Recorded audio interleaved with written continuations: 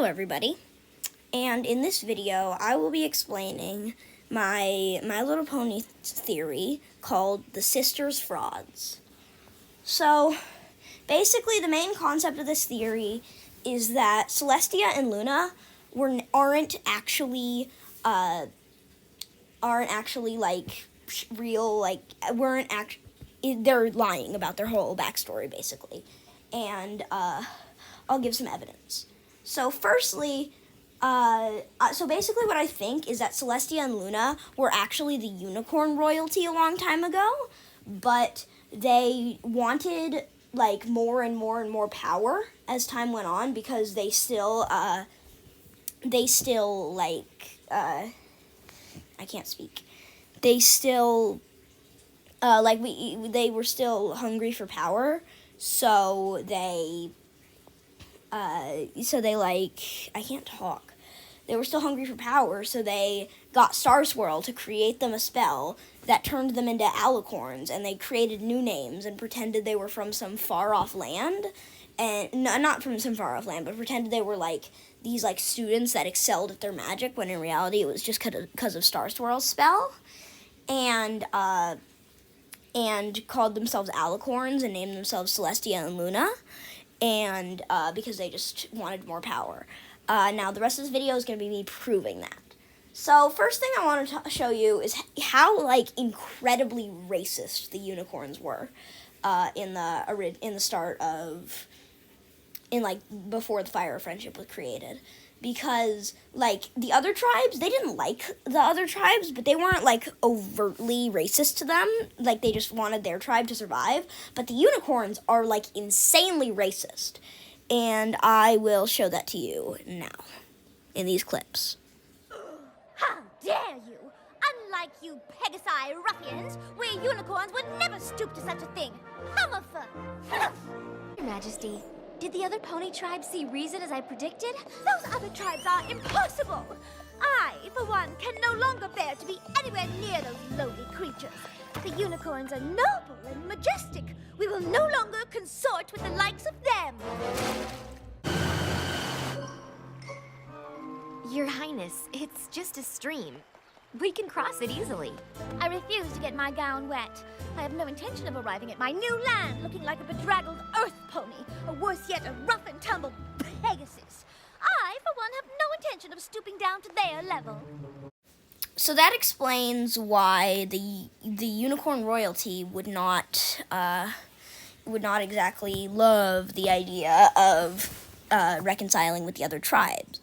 But didn't they reconcile when the Fire of Friendship was created? Well, no. Fire of Friendship was created by Clover the Clever, and kept alive by Clover the Clever, Smart Cookie, and whatever second in command Pegasus's name was. It had nothing to do with the three first in commands. I can't talk. So yeah, like look at this picture right now. Yeah, you can see there's the other guys are frozen. And I know it seems at the end like they reconciled, but I think the unicorns are just using that as a ploy to get more power. And as you can see in this clip, the creation of the flag of Equestria didn't have anything to do with Celestia and Luna, despite it clearly depicting them. So I think they chose their new forms to represent the flag. Also, I'm pretty sure they mentioned this at some point in the show, that the flag was created to represent the three tribes combined, but I can't find it. So, but this clip partially proves it, and I'm pretty sure they say that in a different episode. So yeah, here's the clip.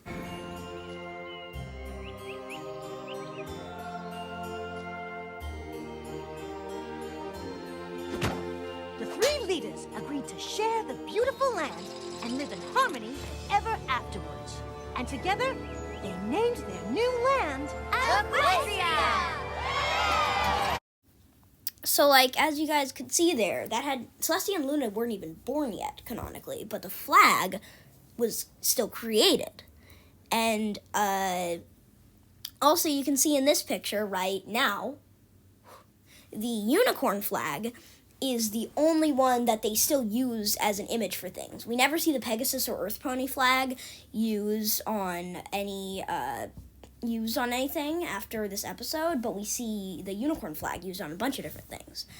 And I can't talk. Why can I not talk? So, yeah, and after that, we see that Star Swirl the Bearded and 5 sorcerers were needed to lift the sun and moon before, which wasn't said in this clip. The next clip wasn't said in the next clip, but was said in a future clip. So I think that's like history rewriting, but they didn't do it in all the books because they're idiots and forgot. So that's why it doesn't say it in the play, but does say it in the book. So yeah, I mean not the book, in the other play. So yeah, here is the here's the 2 clips. The unicorns demanded the same. In return for magically bringing forth day and night. For Celestia, Equestria was suffering terrible hardship. Raising the sun every morning was so hard, it took 5 great sorcerers, plus Star Swirl the Bearded, to do it.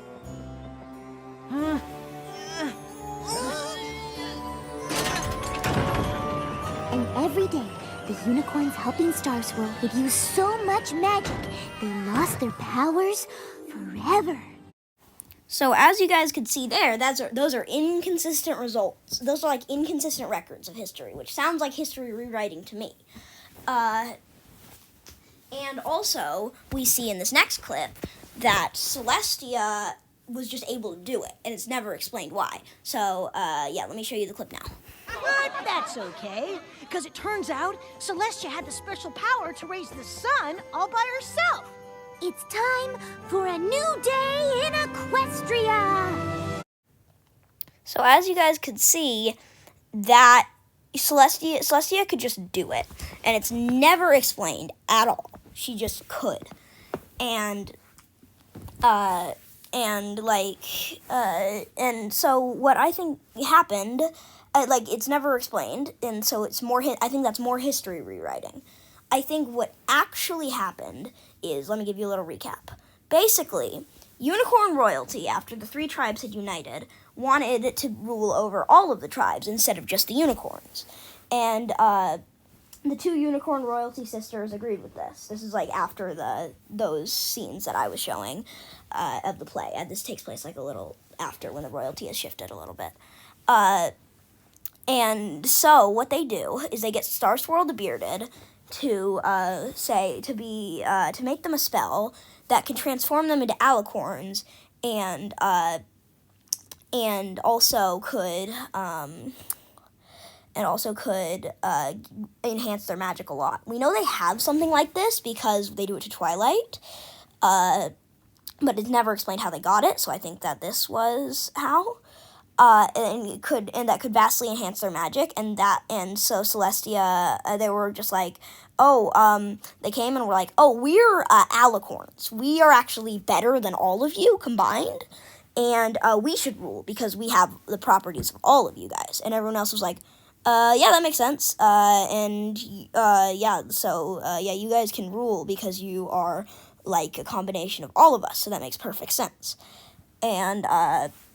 And so they got to have their reign, and the alicorn spell also granted immortality, we know for a fact, or at least a farly enhanced lifespan, because they live for thousands of years.